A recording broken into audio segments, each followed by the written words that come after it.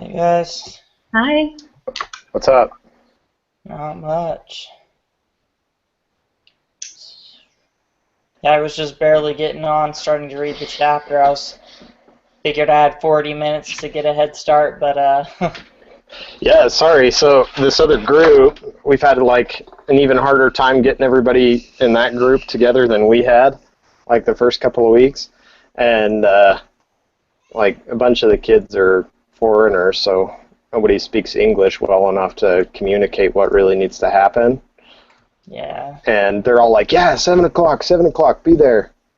Yeah, I got on at 7, and I was on there till like 7:25, 7:22 ish, and nobody showed. So I was just like, I'm out.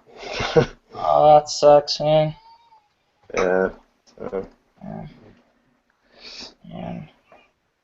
Well, Well, I read most of the chapter, but I'm actually on vacation, so I have done very little in the way of homework all week. So, nice. Are you someplace on vacation? Or are you yeah, just I'm in. taking a break? I'm at Snowbird and Are you trapped somewhere? Or? I'm at Snowbird in Utah. So I drove somewhere, but Nice. that's cool. yeah, nice. Man. Um, let's see. Okay. In the consumption schedule shifts. I'm on somebody else's computer, so I'm trying to get everything all figured out. Okay. But I think I'm set. Okay. So do we want to start with just start going through it, or yes? Yeah, Yeah, Okay. let's hit it. sounds good. Number one, if the consumption schedule shifts downward and the shift is not caused by a tax change, then the saving schedule, 1, may shift either upward or downward, 2, will shift downward, 3, will shift upward, 4, will not shift.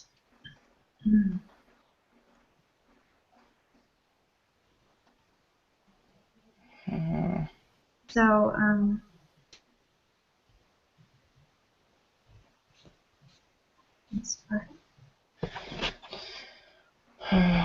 this one I put number 2, will shift downward, and I didn't necessarily find specifically where it said it, but it talks several times about how when our income is reduced, then we still consume as much, but we don't necessarily save as much. So that's what I picked. But Okay. I'm looking for it.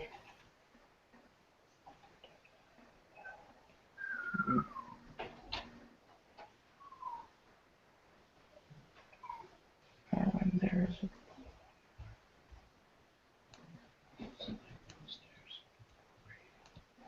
So under the savings schedule on 10.1, it says, it is relatively easy to derive a savings schedule because saving equals disposable income less consumptions.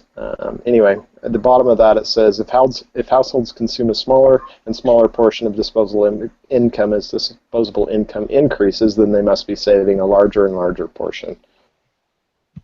Let's see. if the consumption schedule shifts downward.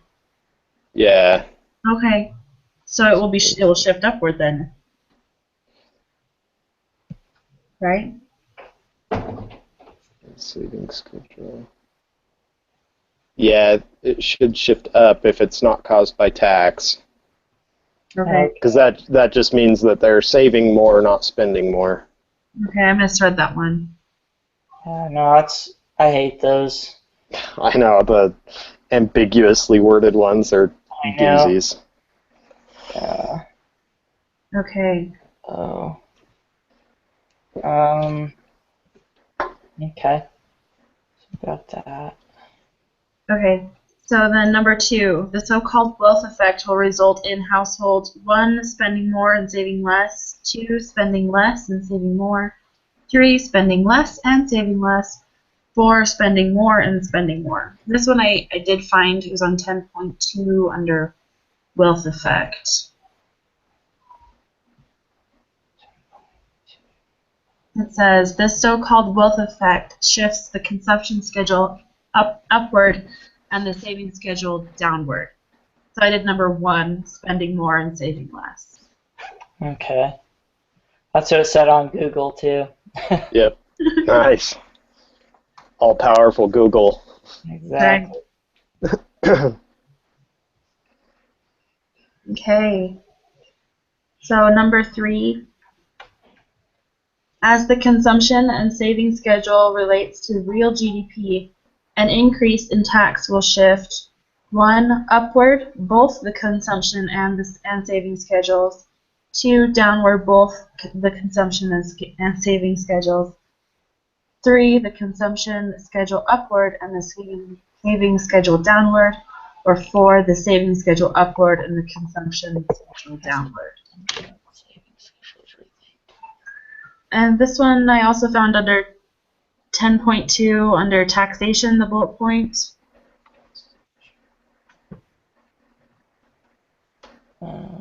It says, in contrast, a change in tax shifts the consumption and saving schedules in the same direction. Taxes are partly paid at the expense of consumption and partly at the expense of savings. So an increase in tax will reduce both consumption and savings. They will increase? It will Decrease, right? Yeah. Okay, so it's the second one. Yeah. Okay. And Okay. Number 4. A lower real interest rate typically induces customers to 1, save more, 2, buy fewer imported goods, 3, purchase more goods that are bought using credit, or 4, purchase fewer goods that are bought without using credit. like it would be 3, but this one was under 10.2 taxation. Where'd it go? I lost it. Not taxation, sorry. Real interest rates. It says real interest rates. When real interest rates fall, households tend to borrow more, consume more, and save less. So lower interest rates. I put purchase more goods that are bought using credit. okay. Yeah.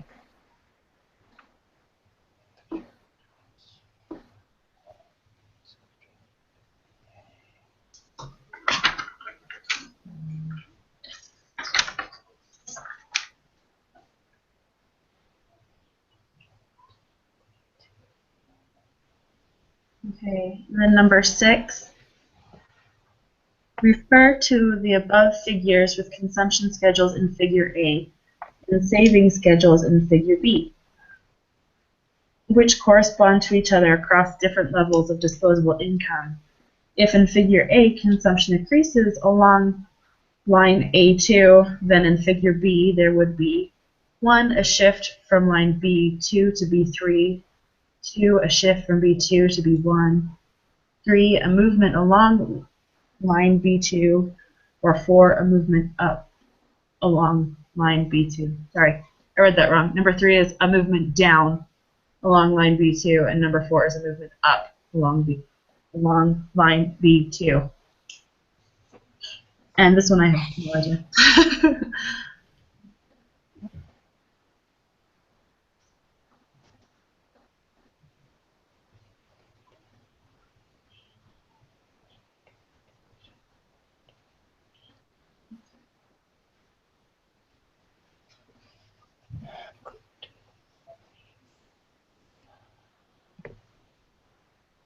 But I'm assuming it's in 10.2, changes along schedules and simultaneous shifts, but I'm still trying to figure it out, so.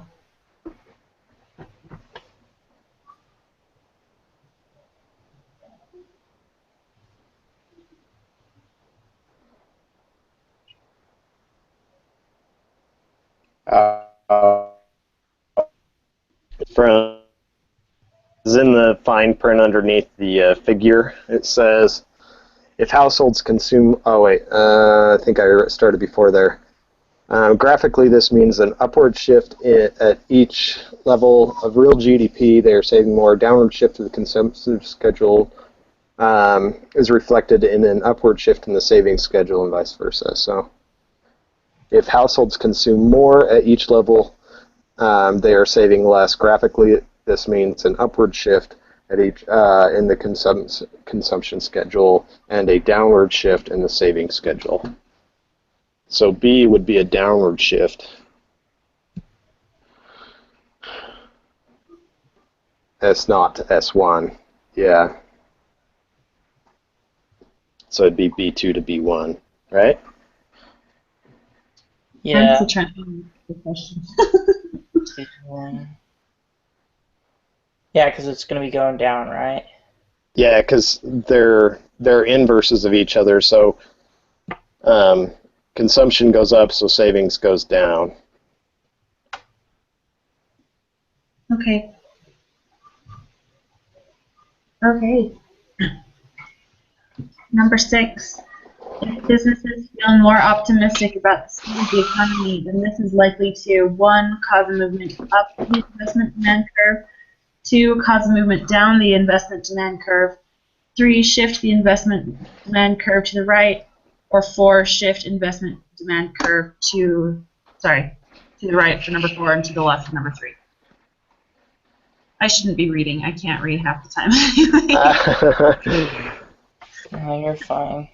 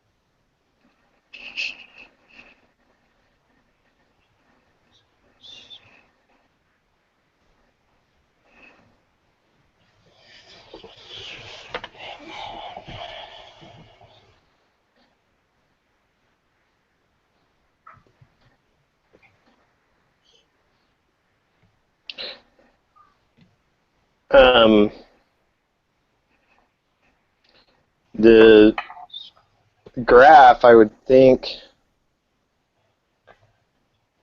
have you guys looked at the graph yet? For the investment demand curve. Yeah. Yeah. Because it's got the rates there, and so as the interest rate goes down, the curve moves to the right. So it shift down. Yeah, and down.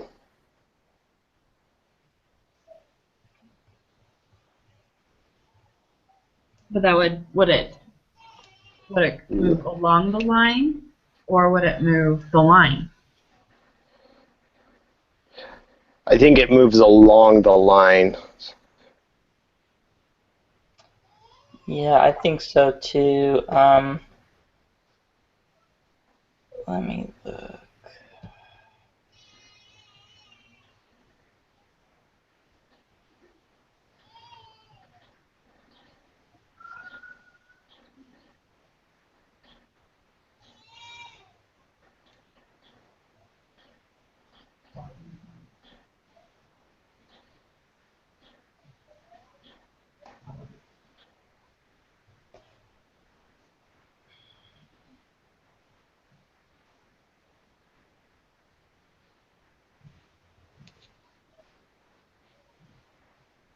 So it's gonna go down the line, right? I think so. I'm just reading through real quick to see if I missed something or whatever. Yeah, 'cause I read the section and it didn't have anything that said. Yeah, it doesn't really say exactly. I'm guessing it just makes a movement because it doesn't shift. I mean, it doesn't show a real shift in the demand curve. It just says as it goes down, R equals I. And so as your interest rate goes down, your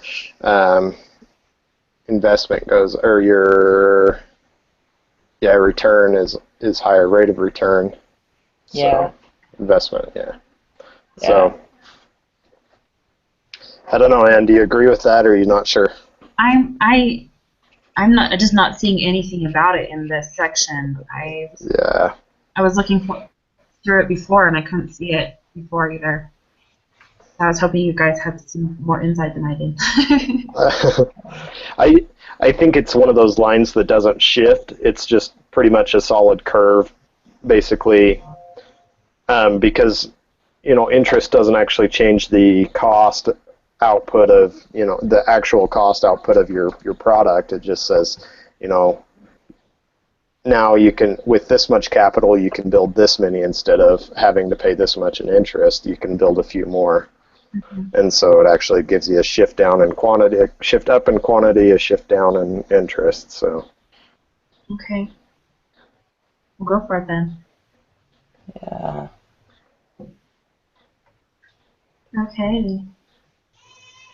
Number 7, the variability of business profits. 1, helps explain the instability of investments over time. 2, does not affect investment spending, which depends on expected profits, not current profits. 3, explains why durability of capital goods is variable. Or 4, causes the variation in consumption spending over time. Yeah, I just found the answer to the other one. Yeah, yeah. 10.4, yeah. Oh, man. It was just on the next page. Next page. Oh, so it does cause a direct or a shift right, huh? Yep. Oh, man. Cool. Well, good thing you found it. Shift investment. Is it to the right or to the left? To the right. To the right. Oh, yeah, to the right. Yeah. Yeah. That was my first guess, but talked myself out of it. Sorry, guys. It's all good. You're good. Found it. Variability Okay. profits.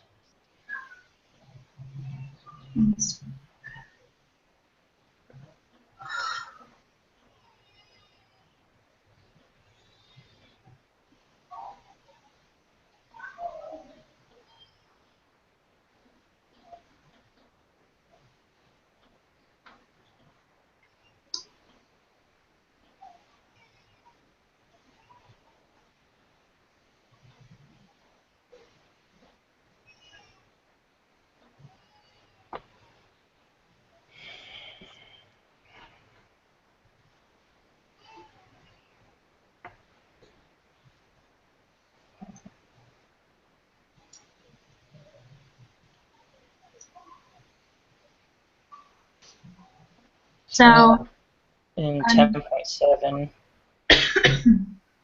yeah, go ahead. Well, I'm trying to see what part of the answer correlates with it, but did you already find the part?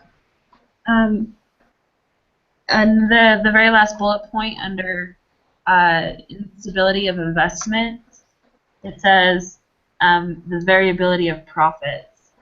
So the variability of business profits explains causes the variation. Oh wait, no, sorry, helps explain the instability of investments over time. So I was thinking number 1.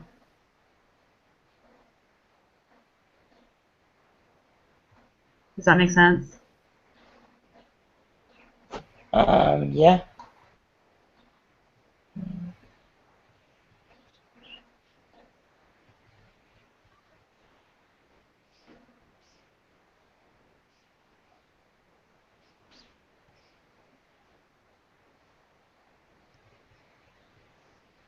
Does everyone agree? Or Yeah, sounds good. okay. So number 8, personal savings is equal to 1, disposable income plus consumption, 2, consumption minus disposable income, 3, disposable income minus consumption, and 4, consumption divided by disposable income.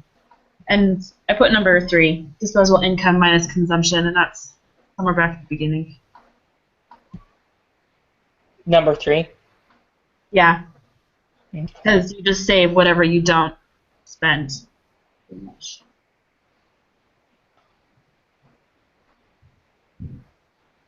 Okay.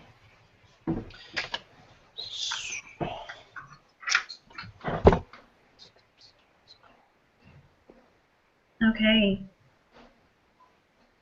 Number 9, the fraction or percentage of total income which is consumed is called the 1, break-even income, 2, consumption schedule, 3, marginal propensity to consume, or 4, average propensity to consume. And I found this one too. It's back on 10.1 when it talks about APC. So it's average propensity to consume. Yeah, the definition of it is the fraction or percentage of total income that is consumed is the average propensity to consume. So, yeah, number 4. Okay. Okay, number 10. What is the slope of the consumption schedule or consumption line for a given economy? 1, APC, 2, APS, 3, 1 minus MPC, and 4, 1 minus MPS. And this one I kind of struggled with. I really, like it talks about how further down in 10.1 it says MPC and MPS as slopes. And it just says that the MPC or the MPS is the slope, but here they don't have just MPC for the consumption slope. So I figured it's number 4, 1 MPS, 1 minus MPS, because MPC is, like, the MPC is the slope. And if MPC plus MPS equals 1, then 1 minus MPS would be MPC. Does that make sense? I'd be lying if I said I understand what you're saying, but it sounds like you know what you're saying, and that sounds really confusing to me. I suck at math, so. Well, if you look at 10.1, just like where it says worked problems, just above it, it says MPC plus MPS equals 1. So when you take the marginal propensity to consume plus the marginal propensity to save, it always equals 1. And so they're saying, well, how do you find the slope for the marginal propensity to consume for the consumption schedule? And just underneath it, it says MPC and MPS as slopes. So just MPC is the slope for the consumption schedule. Okay. So 1 minus MPS has to equal the slope for the consumption schedule. But I just think it's a really weird backwards way to say it, but I can't see that anything else makes sense. So the 1 minus MPS? Yeah, that's what I put down, but I'm scared that it's wrong. I'm going through the whole thing and I don't see anything really talking about the slope. So, but what you're saying makes sense, like, I mean, where it says MPC and MPS as slopes, it says the MPC is the numerical value of the slope of the consumption schedule, and the MPS is the numerical value of the slope of the saving schedule. We know from the appendix to Chapter 1 that the slope of any line is the ratio of the vertical change to a horizontal change is occasioned in moving from one point to another on that line. So it's saying that the marginal propensity to consume is the consumption slope. Yeah, you're right. Sorry, I was reading through all the math and wasn't was No. trying to focus. I'm not a very good multitasker. I think you're right. Yeah, I So- agree. Too. Yeah. So I was hoping someone would kind of verify it for me because I was confused by the question or by the answers. I think you're exactly right. I think I probably wouldn't have been able to find that if you hadn't pointed it out. Just because I see the MPC plus MPS equals 1, and so yeah, I mean you do a little algebra and you see and it's asking your consumption schedule, and so it only makes sense if you have 1 minus your savings, then you get your consumption. So Yeah. I just don't like questions that are trying to deceive me. yeah, Yeah. I don't like that one. exactly. So, number 11. If the slope of a linear consumption schedule increases in a private closed economy, then it can be concluded that the 1. MPS has increased, 2. MPC has increased, 3. Income has increased, or 4. Income has decreased.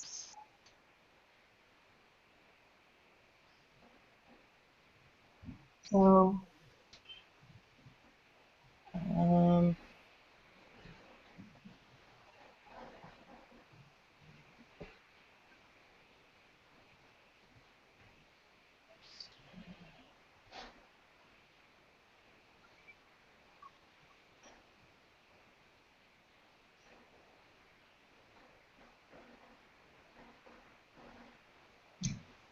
so that would mean that income would have decreased, right?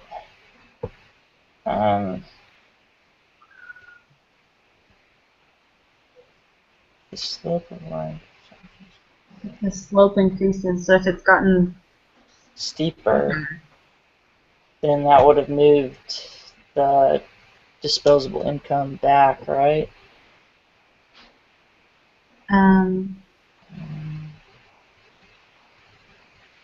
Yeah. Yeah, shrink your disposable income. Mhm.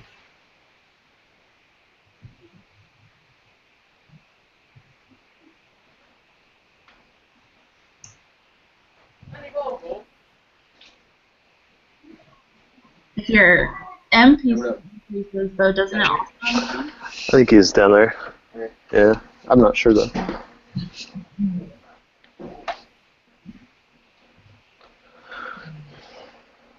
I mean, if you look at it just on the graph, I mean, if it increases, your income would decrease.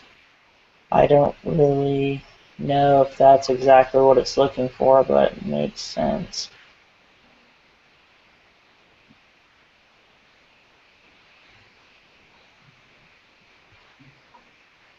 I don't know.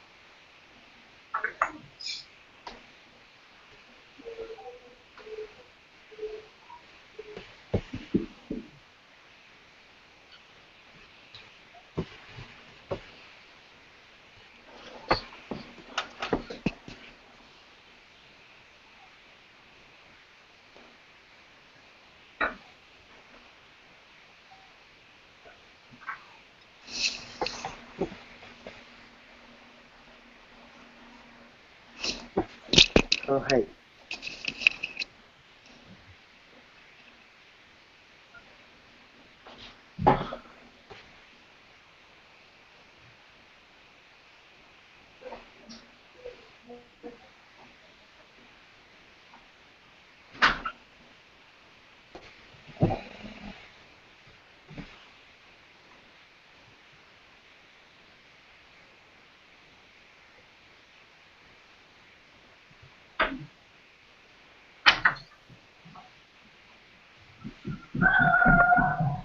I think you're right. I was just reading through under the MPC and MPS again, and it just says, let's see, where's that line?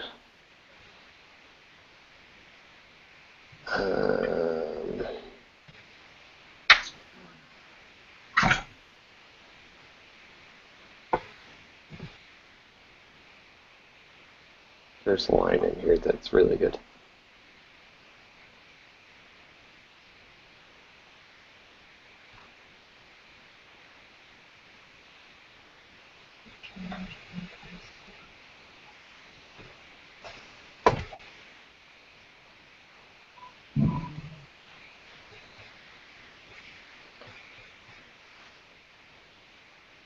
Yeah, it says the fact that households consume a certain portion of a particular total income, for example, 45/47 of a 470 billion disposable income, does not guarantee they will consume the same proportion of any change in the income they might receive. The proportion or fraction of any change in income consumed is called the MPC.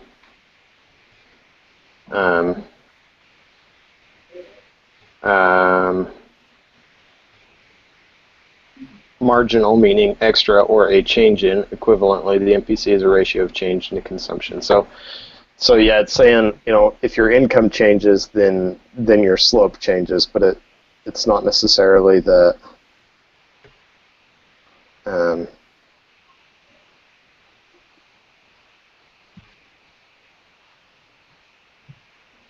because it doesn't, saying it doesn't stay the same, I think. That's the best justification for an answer I can find. Anybody else find anything? No. So, what one are you thinking?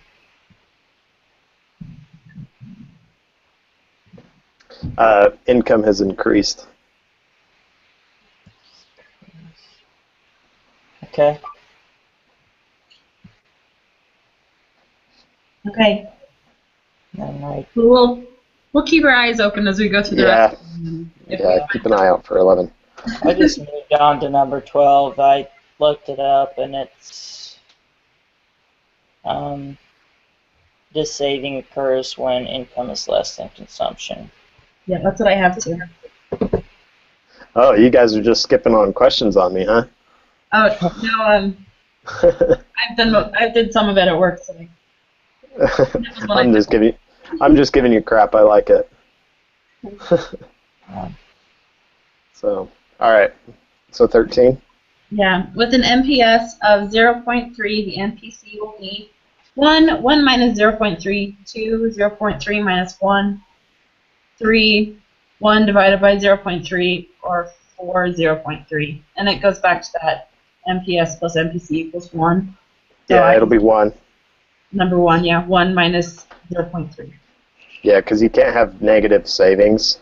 Yeah. Oh, I guess you could have negative MPC, but... Okay. Number 14.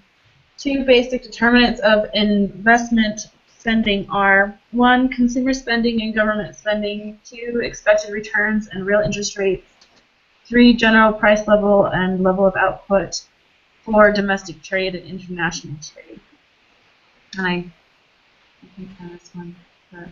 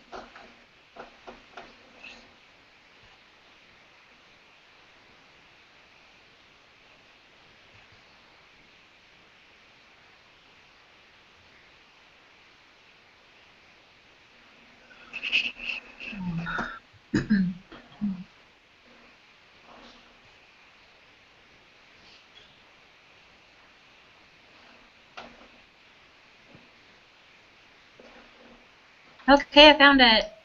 10.3, it says expected returns, profits, and the interest rate, therefore, are the two basic determinants of investment spending. So expected returns and the interest rates.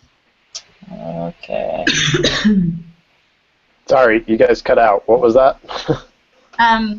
Expected returns and real interest rate. So 2. And I really hate how this jumps around all over in the freaking chapter. Well, I wish it was progressive. yeah. I think they're hoping we like read beforehand, but we've all been slackers and not. Yeah. But even if you But did it's- all the way through it would still be counterproductive because you're not gonna. This stuff There- is things where you really can remember it. It's like you have to know the concepts to be able to figure out the answer. So Some of these questions, somebody with a doctorate in economics probably couldn't answer some of these questions off the top of their head.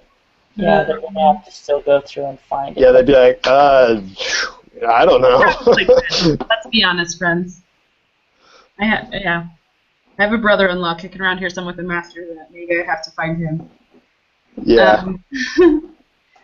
Number 15. An investment demand curve shows the varying amounts of investment that would be undertaken at various levels of 1. The average price in the economy, 2. Consumer spending, 3. Personal savings, or 4. The real interest rate. It's the last one, isn't it? I'm pretty sure. Let me just. Yep. Investment demand curve, a curve that shows the amounts of investment demanded by an economy at a series of real interest rates. Yep. Boom. Okay. Sorry. It's the first one I got tonight, so I was going to take it. Go for it. Okay, number 16. If the real interest rate increases, 1, the investment demand curve will shift to the right. 2, the investment demand curve will shift to the left. 3, there will be a movement upward along the investment demand curve. Or 4, there will be a movement downward along the investment demand curve.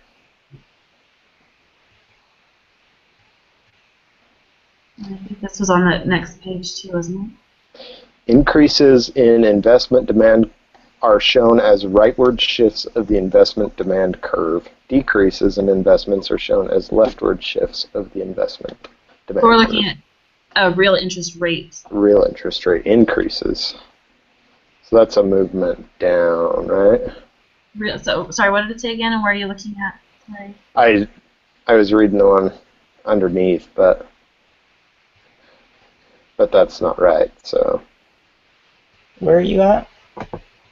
I was on 10.4 under the graph there, just the fine print. Oh yeah. But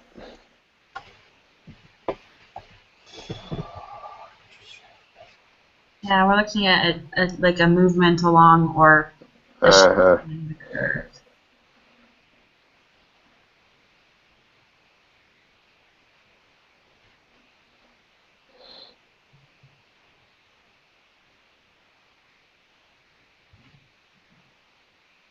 yeah, so I think that's in the former page, the one we were reading. Yeah. Trying to Just find it. it says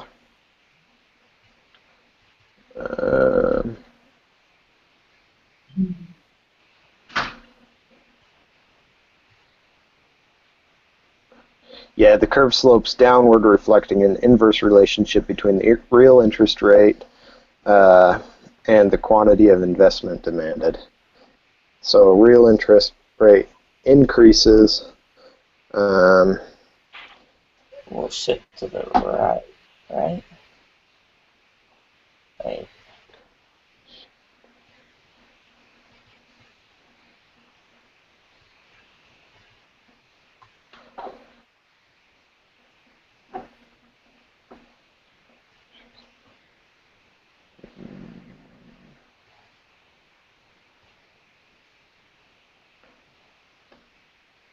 So increases in investment demand shift the curve, but I think a change in the interest rate would just move it up or down, and so. Yeah, that's what I was thinking. Yeah, because it's So the graph that just shows the one line. Yeah, so if interest goes up, then basically investment goes down, so that's a movement upward along the investment demand curve, right? Yeah. Okay, so it's the third one. Mm-hmm. All right. Okay. Okay, number 17. The simple multiplier formula assumes the following except 1. The economy has excess capacity and room to expand output. 2. Firms will raise prices as buyers buy more of their output. 3. People will spend more if they earn additional income. Or 4. Business firms will increase production if demand for their output increases. And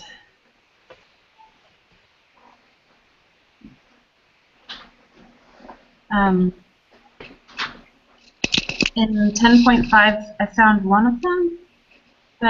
So it says, assuming the economy has room to expand.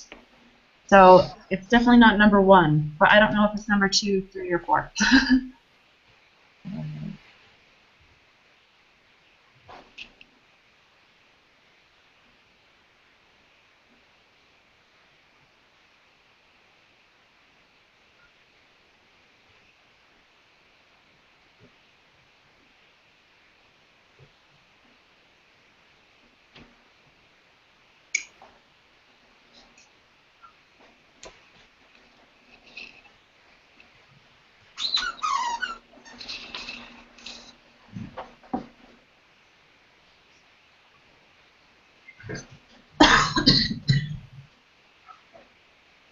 So I think so. Later on, it talks about people spending more if they're earning more. So I don't think it's number 3 either.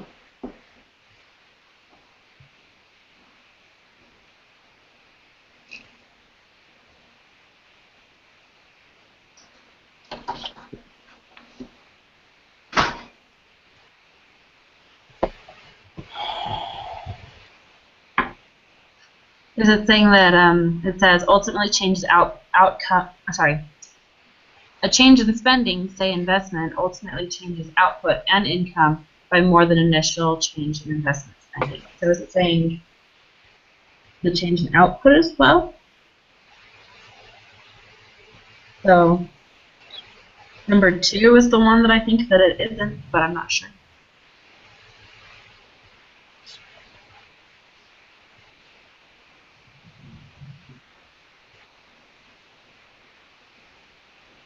Yeah, I think so too.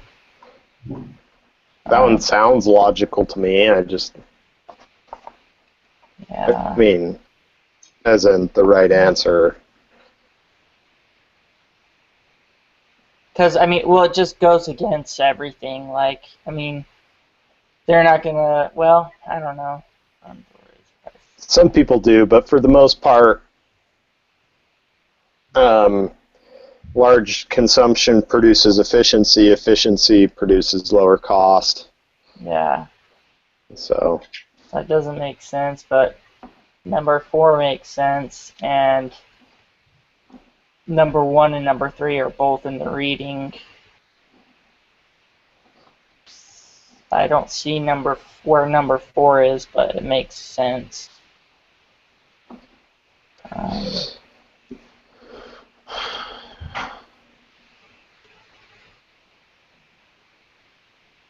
Okay.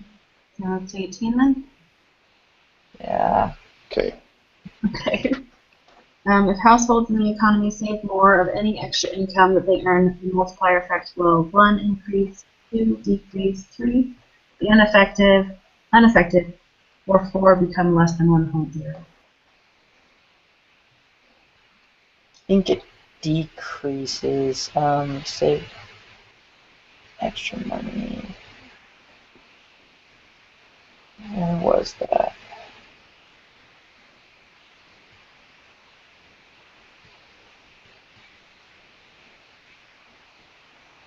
Okay, the MPC and the multiplier. The larger the MPC, so the consumption, the greater the size of the multiplier. Yeah, so if they're So, saving it, it gets smaller. yep.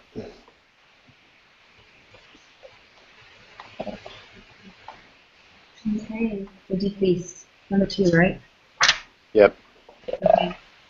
19. Almost there. The change in real GDP resulting from initial change in spending can be calculated by 1.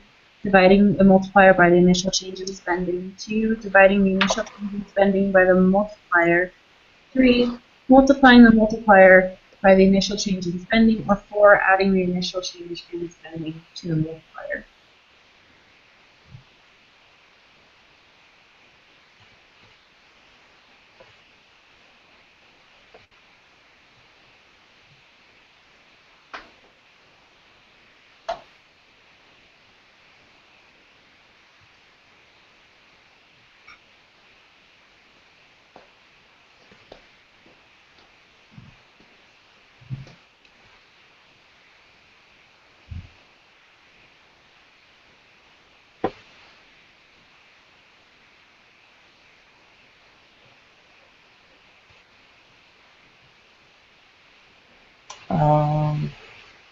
Yeah, so it said in the quick review 10.3 says the multiplier effect reveals that an initial change in spending can cause a large change in the domestic income and output. The multiplier is the factor by which the initial change is. Where was it? Change in spending. Yeah, multiplier equals change in real GDP divided by initial change in spending. Yeah, so multiplying the multiplier by the initial change in spending, right? That's our answer. Yeah, you'd have to do some. Because if the multiplier is equal to the change in the GDP divided by the initial change in spending, then real GDP would be equal to the multiplier times. Yep. Multiplier by. Yep, exactly. By the initial change in spending, right? Yep. The third one? Yep. All right. Okay, number 20. The simple multiplier 1 divided by MPS.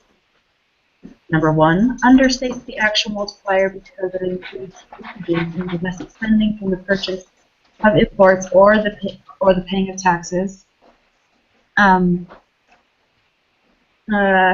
that's too long to read. You guys can read it. But it's under how large is the actual multiplier effect. It says about halfway through that paragraph, it says, so the multiplier effect is reduced and the 1 divided by MPS formula for the multiplier overstates the actual income. So it's one of the overstated ones. The actual outcome, right? Yeah, the actual outcome.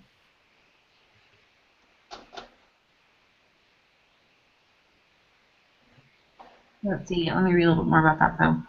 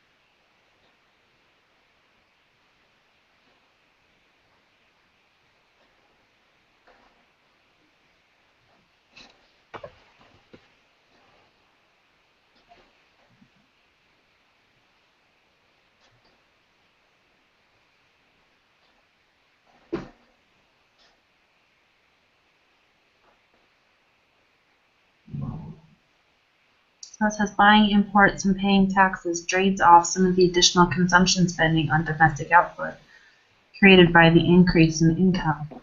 So the multiplier effect is reduced, and the 1 divided by MPS formula for the multiplier overstates the actual outcome. So it overstates the actual multiplier because it includes leakages in domestic spending from the purchase of imports or the paying of taxes. Okay. Is that right?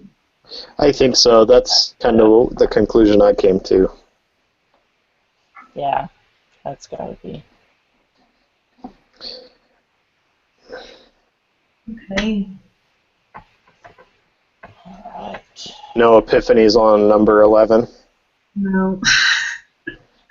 Yeah, me either, so. All right. Does one of us want to submit it and see how we did? I'll do it. Okay. Thanks for being your test dummy. It says question 13 isn't filled. Oh man. 13? What did we do for 13? 1 Oh. minus 0.3. Okay. I don't know why I didn't click that. So we got an 85. Let me see which ones we missed. Okay, so number 5. We had it shifted. Oh no, you were right before. It's, Yeah, it's supposed to be the last one, and we picked the second one. But I think originally we picked the last one. A movement up along line B2 is the right answer. okay.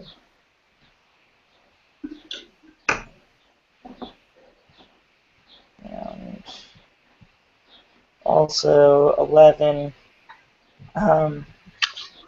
We put income has increased, but the correct answer is MPC has increased. That one, I'm still confused on that one. Well, because I think they're both right, but I don't think that, yeah. Well, MPC is equal to the slope, so if the slope has increased, then MPC is also increased. MPC is synonymous with slope, I guess. Yeah. I don't know. But that one is another one of those ambiguously worded because it's like, well, one is the cause and one is just, a general statement of it. So, I don't know. Yeah. Anyway. Was that all we missed? No, we missed 20 as well. It's actually the last one. Just domestic spending. Sorry. Wait, so the last one? I thought that's the one we talked about. It is. Because they're identical, except for the one we put says includes leakages, and the correct answer is it excludes leakages. Oh, I thought that's the one I have marked. I thought that's the one that she said. I thought she said excludes. No, I said include. So, I'm sorry. That's my fault. I heard you say excludes, or otherwise I would have talked to you. So. My fault for saying that. So, all right. Okay. Thanks, you guys. Yep. Yeah, enjoy Thank the you rest for. of the vacation. Yeah, you too. Thanks for recording it again, Ann. Yep, no problem. Yeah. Have a good vacation. No, thanks. All right, we'll see you guys later. See ya. Thanks, guys.